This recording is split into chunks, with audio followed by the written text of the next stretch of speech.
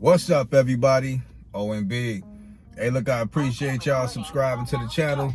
Do subscribe to the channel if you're not subscribed, and hit that bell icon so you can be notified for future videos. Well, this was gonna be a little different, y'all. Even though I did see some boxing this weekend, you know, I saw Fernando Vargas' son, and I saw Shane Mosley's son, two juniors. One looked good, the other one not so good. And Vargas looked good, and he fought, out of all people, Ryan Garcia's brother, Sean Garcia. Let me just talk about that a little bit. Let me get on what I'm gonna get on. Yo, he destroyed Sean Garcia, B. I mean, destroyed him. He went to the body from the beginning. Man, look here, I like Vargas, but the only problem with Vargas Jr.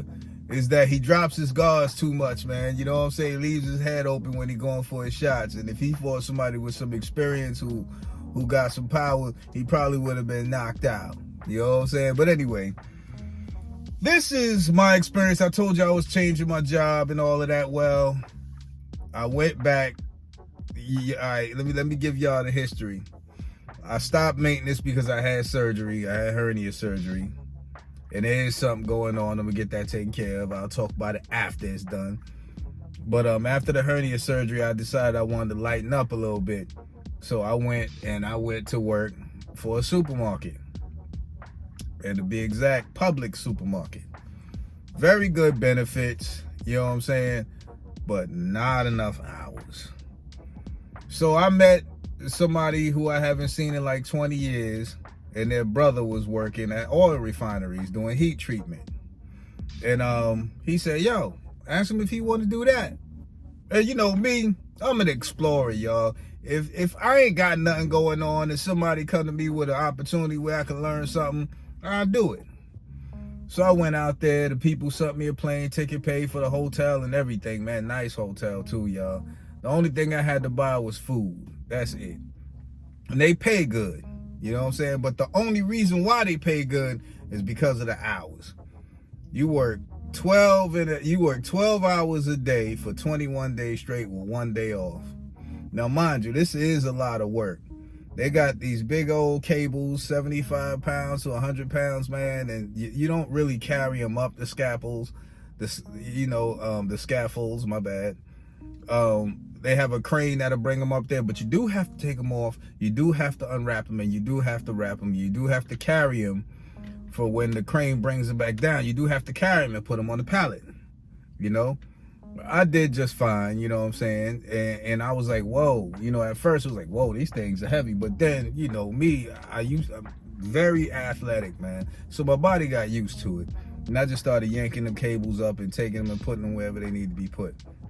But it's not consistent work. You know what I'm saying? Right now, it's the summertime, it's their slow time. They pick up in the cold. And you're exposed to a lot of chemicals at that place. They give you protective gear to put on, but yet you're still exposed to it. I saw guys with missing fingernails where it looked like their nail was corroded, like their finger was corroded by the stuff, man. And these guys are young. The guys I was working with were young and lazy. You know what I'm saying? I'm like, man, you dudes is lazy, man. Y'all don't want to do nothing. You know, they want to sit up there, be on their phones, eat, sleep, and then do the work. And it's like, what are y'all doing, man? Let's just get this stuff over with. You know what I'm saying? But I wasn't in a position to say anything, so I didn't. So I noticed that a lot of them would take off their gloves, and we would be in the alkylate unit. Alkylate is the chemical that they use to bring up the octane of all gases. You know what I'm saying? I mean, you know, like gasoline, kerosene, and stuff like that. And these guys would take off their gloves and start touching them cables that's already has a residual on it. I didn't do that. I was like, nah, I'm not doing that. But there was times where it rained, and I was in Illinois, like really close to Chicago, the Windy City. And when the rain came down, even though you had protective gear on, that rain to get on those scaffolds, which had the residual on it, and that residual will come down, it'll get on you somehow. And I felt it irritating me. A few drips got on my ear, regardless of the stuff that they had on, the stuff that they give you to put on. It's still gonna get somewhere because you're not fully covered. You know what I'm saying? You got the face mask, and you got the helmet that has the rubber part on it. They give you a rubber suit. Your feet are protected, your legs, your chest, and all of that. But yet, it still is room in there for your body to breathe. So therefore, there's room for that chemical to get in there, especially when it rains. Some of that stuff dripped on me, and I washed it off. But yet, it still irritated me so bad right here and on my neck, to where when I got back here, I went to the doctor and they checked it out. And they ruled with it. I kind of knew what it was. I told them what happened. They was like, yeah, well, you have a bad reaction to that. So I decided not to do it anymore, because this is going to be at every plant that I go in. You know what I'm saying? Every refinery that I go in. So, yeah, the money's okay. It's good, but you really, really got to work hard for it. The thing is, I do maintenance, and the same money per hour I'm making maintenance, I was making at the oil refineries. Now, if you got a lot of experience, yeah, you can bargain for a way bigger price. Like, you got guys out there making $50 and $60 an hour, but they've been doing it for 25 years. Look, I'm 52 going on 53. I'm not planning on doing that for no 25 years. I'll stick with the maintenance, you know what I'm saying? So I made my decision not to do that anymore, you know, and the reason why, well, I ain't giving y'all no reasons why. That's why I've been chilling out on videos. I've been putting out my resume, you know what I'm saying? I'm doing some side work right now with a company, and they pay decent, you know what I'm saying? Close to what I was making in oil refineries, you know what I'm saying? Except I'm not exposed to all that nonsense, and I'm out there doing my thing. But the oil refinery, if you're 25, you're 20, and you can get yourself out there and you can go ahead and do it. And if you're willing to expose yourself to all those chemicals, because the alkylate is not the only chemical you're going to be exposed to. You're going to be exposed to a lot of chemicals. Yeah, and look, they have places where you can wash your hands, precautions that you can take. But yet, imagine doing that for all them years, them guys. Each person that I met that got a lot of years of experience has some kind of health issue.